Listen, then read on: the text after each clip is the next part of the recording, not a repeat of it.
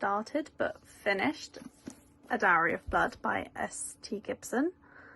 I was nervous to get to this because everyone I know seems to rave about this book and it's in like their favourite books of all time, and I just was hesitant because I didn't know if I would feel the same.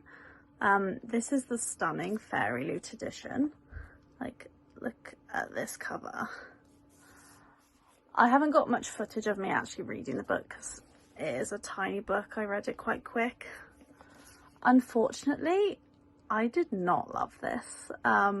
Gave it 2 stars. I love vampire media. I love vampire books, vampire films, vampire TV series, everything. I'm obsessed with vampires. And this was just really lackluster for me. I don't get what everyone's raving about. I've just found it really like dull. Like, no offense. It's just, no, I don't get what the hype is about. Like, it looks stunning, but the contents, no. And the weirds like referring to each other as like sisters and like family and stuff, but then they're all sleeping together, no. So I'm gonna see if my friend Hayley wants this, but I'm not going to keep it just because it's stunning. It can be gone. I think next I'm going to pick up Book of Orlando by Laura Piscasso. This is one of 3 books, so it's a trilogy, I believe. I've got 3 of the books. This was recommended to me by my friend Hayley, so I'm hoping I'm going to love it.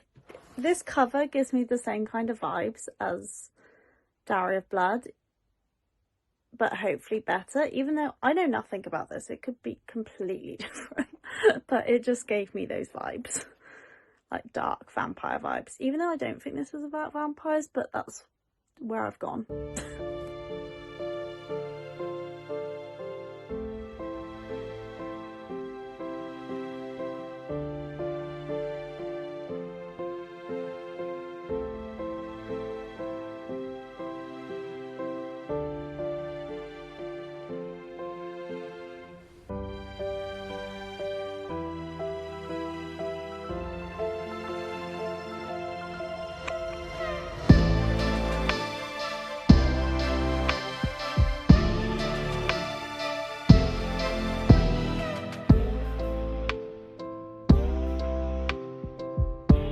On my sleep in at work last night, I read the first volume of Saskia Miyano. This is a BL manga. So Miyano, who is the black-haired boy, he is a BL lover. He loves reading BL manga. And then one day, Sasaki, the taller guy, saves someone from a fight, which Miyano was worried about, and then he asks him to borrow some of the BL manga, not knowing it's BL manga, just asking to borrow the type of manga that Miyano likes, and it just goes from there, and it's really, really cute so far. It's not very long, so, you know, it was a quick read. I've ordered the 2nd volume, but I haven't got it yet. I read this because Jordaline from Jordaline Reads, the gorgeous queen she is, was absolutely raving about this on her Patreon exclusive reading sprints. And I love BL anyway. I love BL series, BL manga, BL books, anything. So I instantly like hit this up. But it was a nice short read. Not mind-blowing, but it's only the first book. I'm sure it'll get better as the series goes on and, you know, these two get closer. Hey, I honestly don't know the last time I even spoke for this vlog. I've just been putting it to the side. I've been just constantly working for like the past 2 weeks, and if I'm being honest, I've been in a bit of a reading slump. I finished Fourth Wing, which I absolutely loved, and I was determined not to get in a reading slump because I've seen loads of other people do that. because of how much they loved Fourth Wing, and nothing has been matching up to that. So I was like, I'm instantly going to carry on reading. And then I read Diary of Blood, which was a disappointment for me. Like, I liked it, but I didn't really see the hype. It was just fine for me. It was just a standard vampire thing. And then I started Book of Orlando, and because it didn't instantly grip me, I was like, nah. And then I didn't feel like reading, really. I've been reading on my Kindle, but even then I haven't been reading a lot. So I want to get back into my reading mood, hopefully. I will say, me not being into Book of Orlando has also been my own fault, because I keep picking it up, reading a page, going, oh, I'm not really into it, and then putting it down. Like, if I show you, this is the piddly amount that I have read, and I'm like pretending I'm trying and I'm not into the book. But so I'm gonna try and read more of this today and see if I actually do like it, or if I've just been not giving it a chance. I'm hoping I do like it, because I own the next 2 books. Because I have that toxic trait of buying books even if I don't know I like them. But I think before I go into that, to try and get me out of my reading slump, I'm gonna read Volume 2 of Saskia Miano, because it'll be really quick and I know I'm enjoying this series, so hopefully it'll put me back in a reading mood and I can start getting back through my physical TBR.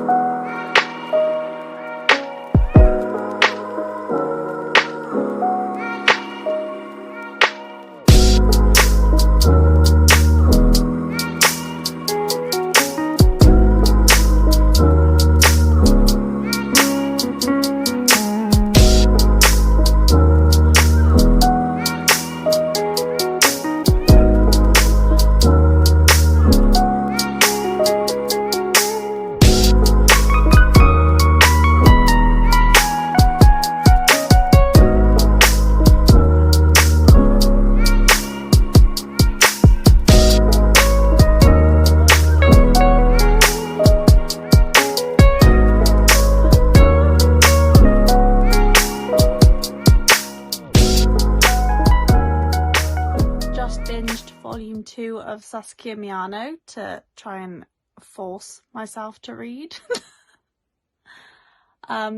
Really cute.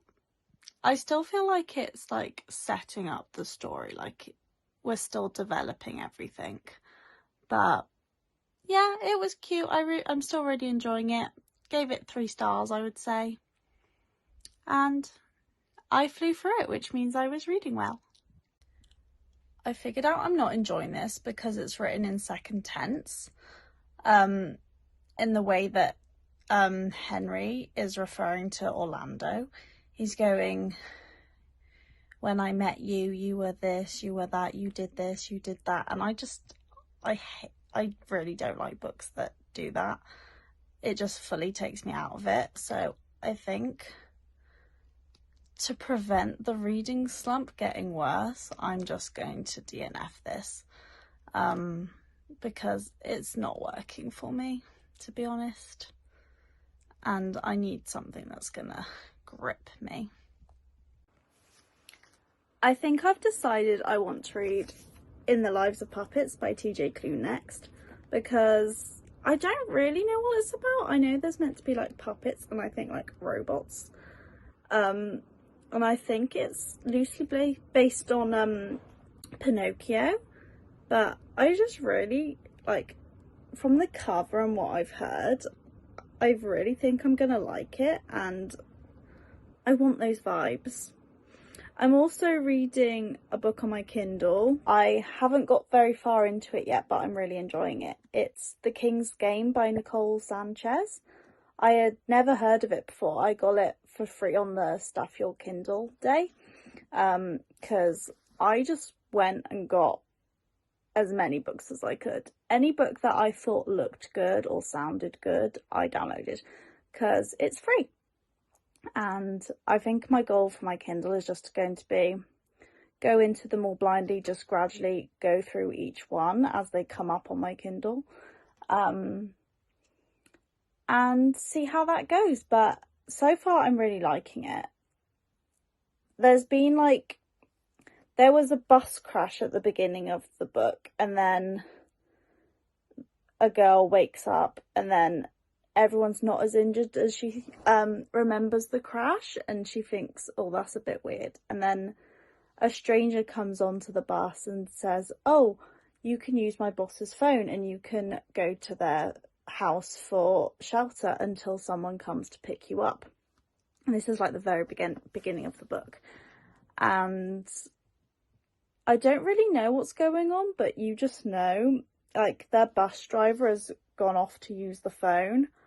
I personally don't believe the bus driver is using the phone. I feel like the bus driver has gone. The bus driver's gone. And then I don't know what the plan is for all these rest of the kids or teenagers. I don't know how old they are yet. But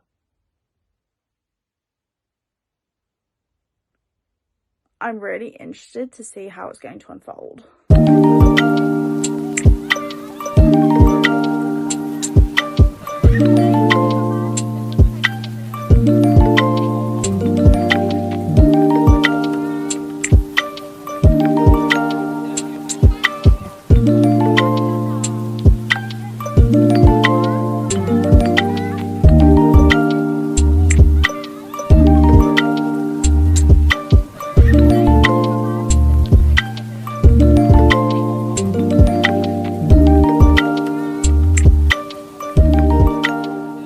Okay, I'm not very far in, but I love it. I've never read anything by TJ Klune before, so I didn't really know what to expect. From what I've heard from, like, House on the Cerulean Sea, and I failed to think of what the other one's called, I've heard that there's very beautiful and, like, heartbreaking writing, but this is just making me laugh so much. I already adore the two robot characters. I adored them from part 1, page 1. So there's a little Hoover robot called Rambo that suffers with anxiety, me. And then there's a bigger robot called Nurse Ratched that is very sarcastic and has a very dark humour, also me. So Rambo's having like an anxiety attack, like freaking out, and Nurse Ratched's like response is literally, if you were to die, I would play with your corpse. There is much I would be able to learn. I would draw you until there was nothing left. Savage. And then I'm just on page 28, and there's another line I love, which also like introduces you to all the characters. And Nurse Ratched says this, and she goes, she's talking to Rambo, and she goes, though you seem to be suffering from an intense anxiety disorder, but that is fine. We are all unique. Victor is asexual, Giovanni is old, and I have a sociopathic tendencies that manifest themselves in dangerous situations. I love them so much. Also, yeah, I do think it is based off Pinocchio, because the father figure, he's not, Victor's the, like, main character, he's the boy. His, like, adopted father, I would say, is called Giovanni, and I swear that's the name of the inventor in Pinocchio. So I don't know if Victor is supposed to be the Pinocchio character, or if it's going to be someone else, or if there just isn't a Pinocchio character and we focus on the, like, inventor side of things. I love this Nurse Ratched robot. She's just murdered a squirrel, pretending she was, like, helping it because she's a nurse. And she goes, disengaging empathy protocol. I feel empty inside. So they find an android on a scrap heap that dies while they're there, and they take, like, the android home to try and fix him. And they're fixing him with, like, sheets of wood. And then they're like, oh, he's like a puppet, like a marionette. Who's also a puppet or a marionette? Pinocchio. I'm like having the best time. And as I said, Nurse Ratched is my, like, favourite character just because of the sarcasm and the, like, psychotic dry humour. She just goes to explain to the android as to where he is. You're in the laboratory of the great inventor Victor Lawson, and you would do well to show him some great respect. He was the one who brought you back to life. Granted, I did most of the work, which is why I am your mother, but Victor needs positive reinforcement. Victor, you did a good job. We are all very proud of you. Like, it's such empty compliments.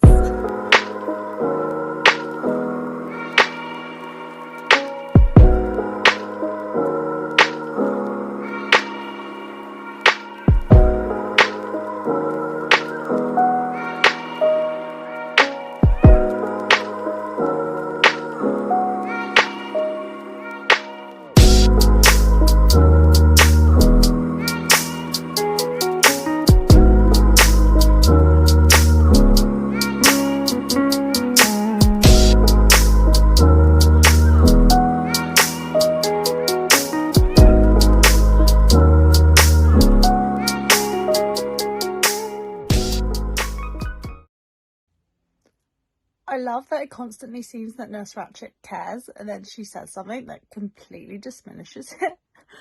Like here on page 172. Rambo, do not lift that. You will die. And then, who will I complain about? They've just met a man or an android called the Coachman, and the Coachman has been the nicest ever, offering them shelter, take a load off, listen to music, relax, and I do not trust him. Do not trust him. The Coachman just says he runs a travelling museum of sorts. Museum of what? I don't remember the story of Pinocchio very well, but I swear there was a creepy man that, like, took Pinocchio and, like, displayed him. I could be wrong, but I feel like this guy's that character. I don't like him. I do not like the Coachman. Same girl, same.